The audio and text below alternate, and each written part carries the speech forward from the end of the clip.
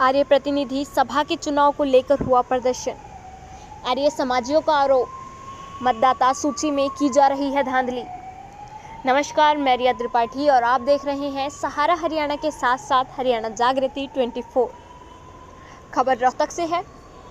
आपको बता दें, आज हरियाणा के रोहतक में आर्य प्रतिनिधि सभा के चुनाव को लेकर आर्य समाजियों ने विरोध प्रदर्शन किया। आचार्य योगेंद्र ने मतदाता सूची में धांधली के आरोप लगाए हैं। उन्होंने कहा कि बिना किसी कारण के प्रशासक ने बड़े नेताओं सहित 2700 में से पुराने आर्य समाजियों की करीब 1200 वोट काट दिए हैं। आचार्य योगेंद्र ने आरोप लगाते हुए कहा कि एक षड्यंत्र के तहत वोट काटी जा रही है। यहां तक कि सुनवाई तक का मौका भी नहीं दिया गया। मेरा नाम आचार्य योगेंद्र महाराज, मैं आर्य प्रतिनिधि सभा हरियाणा पूर्व मंत्री।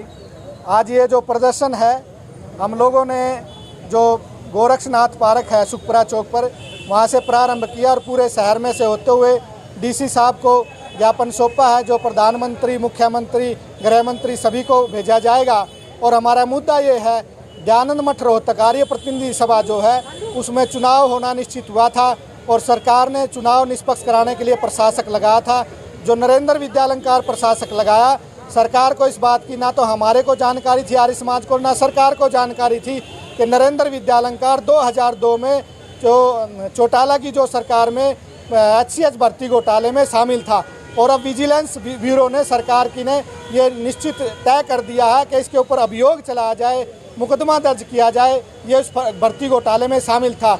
उसी व्यक्ति ने यहाँ प्रशासक बनकर आचार्य देवव्रत गुजरात के जो राज्यपाल है उसके इशारे पर ये सारा षड्यंत्र रच के और 2700 वोटों में से 1200 वोट काट दी और चुनाव में बड़ा फर्जीवाड़ा किया है। इसलिए हमारी मांग है, इसको तुरंत हटा करके और निष्पक्ष जांच हो करके और नई चुनाव सूची बनाई जाए, उसके अनुसार चुनाव होना चाहिए। अधिकारी द्वारा क्या कुछ आश्वासन दिया गया? अधिकारी द्वारा हमारे को यह आश्वासन दिया है, हम आपका ज्ञापन जो हजारों व्यक्तियों ने, आर्य समाजियों ने आज ज्ञापन सौंपा है प्रधानमंत्री को, डीसी को, मुख्यमंत्री को, गृह मंत्री को, सभी मंत्रालयों को हम ये ज्ञापन भेज देंगे। और हमने सरकार से मांग की है, निश्चित रूप से इस जो सूची तैयार होगी इसको रद्द करके और दूसरी नई सूची, निष्पक्ष न्यायपूर्वक सूची बना करके चुनाव करवाए जाए। अगर ऐसा नहीं होता तो आगे की क्या? यदि ऐसा सरकार नहीं करती है तो पूरे हरियाणा में नहीं, पूरे भारत में एक बड़ा आर्य समाज का आंदोलन चलेगा। आर्य समाज के हजारों गुरुकुल है जिनमें लाखों विद्यार्थी पढ़ते हैं। आर्य समाज महिला आर्य समाज है जिनकी लाखों महिलाएं सदस्य हैं। और मैं सरकार को एक निवेदन करना चाहता हूं, आचार्य देवव्रत के पास 10 आदमी भी नहीं है और इस आर्य समाज के पास लाखों आदमी है। यदि सरकार को चाहिए कि भी हाँ, वोट तंत्र को भी सरकार मानती है तो सरकार इस बात को समझे और इस चुनाव को निष्पक्ष कराए।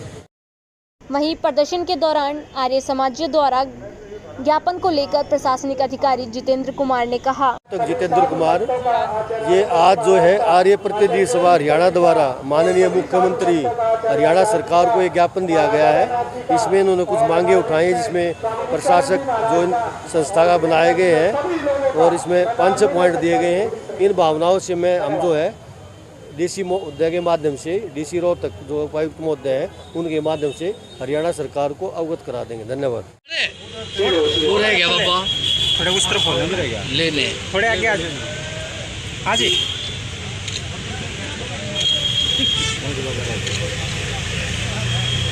आप लोग जैसे कुछ समझेंगे वैसे हम लोग, ठीक है जी। एक